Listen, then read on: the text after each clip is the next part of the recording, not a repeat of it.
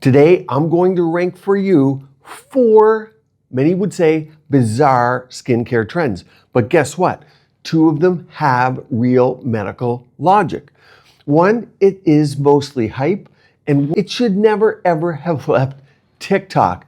And the last one we're going to talk about today, I bet you never knew even existed. Science, that's why you're here. I have that for you too. Let's go. Okay, let's start with salmon sperm. Now, I've been to the factory. In fact, here's a picture from several years ago when they first told me about what they were researching. Look at my expression. I'm like, what? When they first brought it up, I couldn't believe it. Now, 8 years later, look in this picture here. They come across the street to the production area over here. Well, not across the street, they go underneath it. There's a waterway there. It's very interesting. And before you ask, I know you're going to ask, no, the fish are not harmed. It's very sustainable.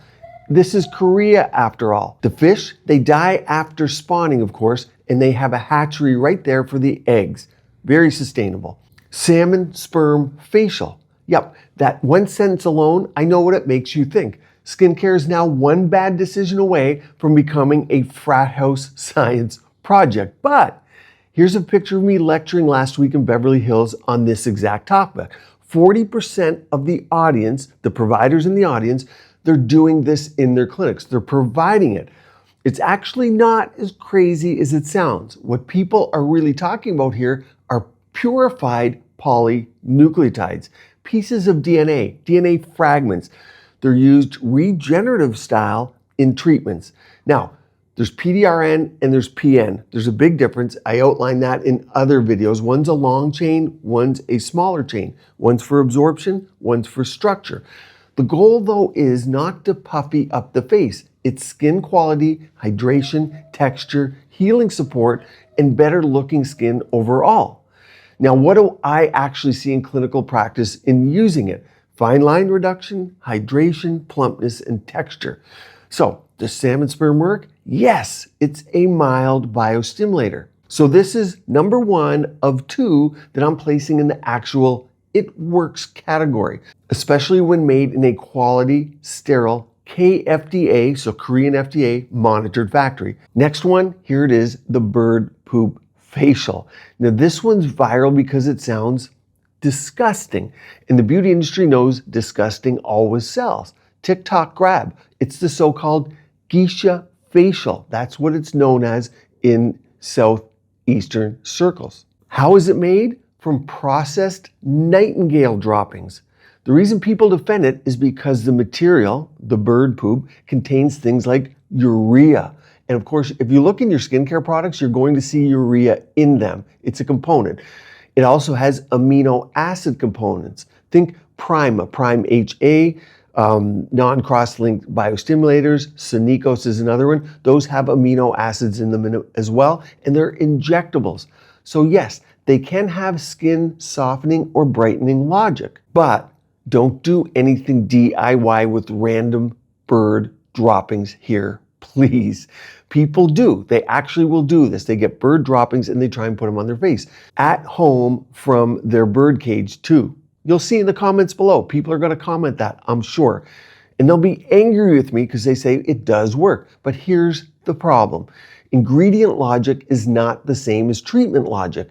Just because one component or 2 inside a bizarre substance has some skin relevance in skin creams and injectables does not necessarily make the whole trend a smart skincare move. That's like saying a gas station hot dog is a health food because it contains protein. It fools no one and it won't hold up by dinner. So this one goes in the hype bucket for me. Could some component inside the processed material have cosmetic value? Of course. But that does not mean placing it on the skin works, and the concentration is not what we use in skincare, and of course there's a ton of impurities. Now, let's go to the vampire PRP or PRF facial. This comes from your own blood. This is the strongest one on the list. PRP uses your own blood. It's spun down to concentrate platelets and growth factors, and in PRF, I've demonstrated exosomes in the spin as well. So you take the blood, spin it down, concentrate it. The more concentrate, the better.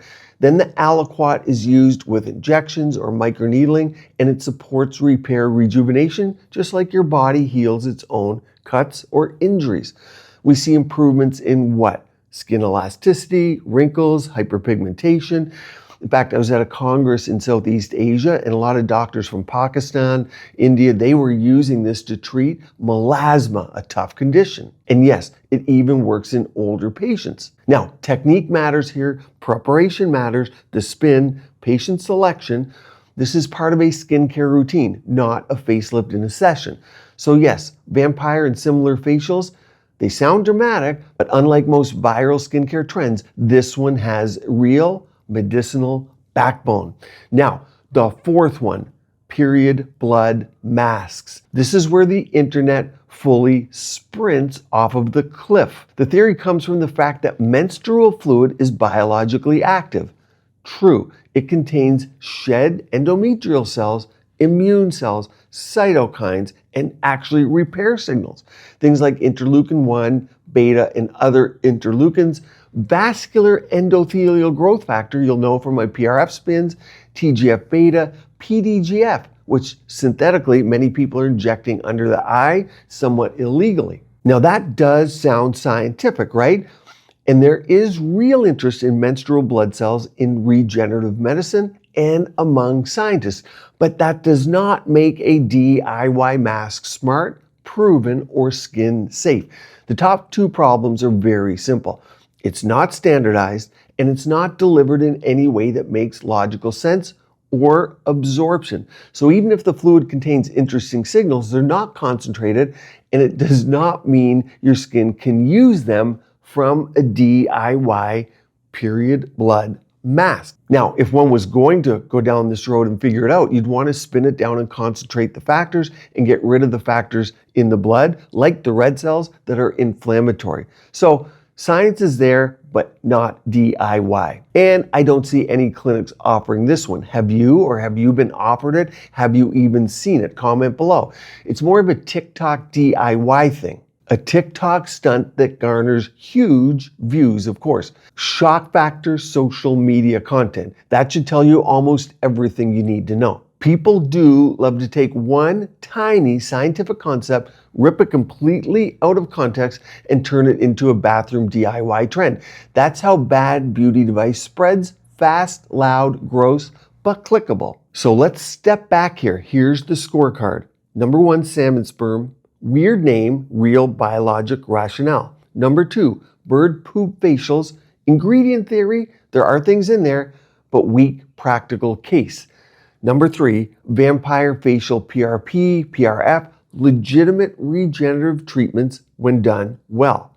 Number 4, period blood mask, hard no. Not everything disgusting is effective. Not everything weird is wrong. But if it sounds shocking at first and scientific second, then you want to be careful. When some new aesthetic craze hits your feed, ask 4 questions. What's the mechanism? Is it purified, standardized, and used clinically? Is there human evidence, not just hype? And is this medicine or is it social media theater? The most boring answer in skincare is often still the most powerful. Retinols, AHA, volufiline, red light, radio frequency with heat shutoffs, and masks. You'll now want to watch this video all about Exobomb. This is plant stem cells exosome lyophilized that you mix up at home. Keep your skin and body beautiful, healthy, and vibrant.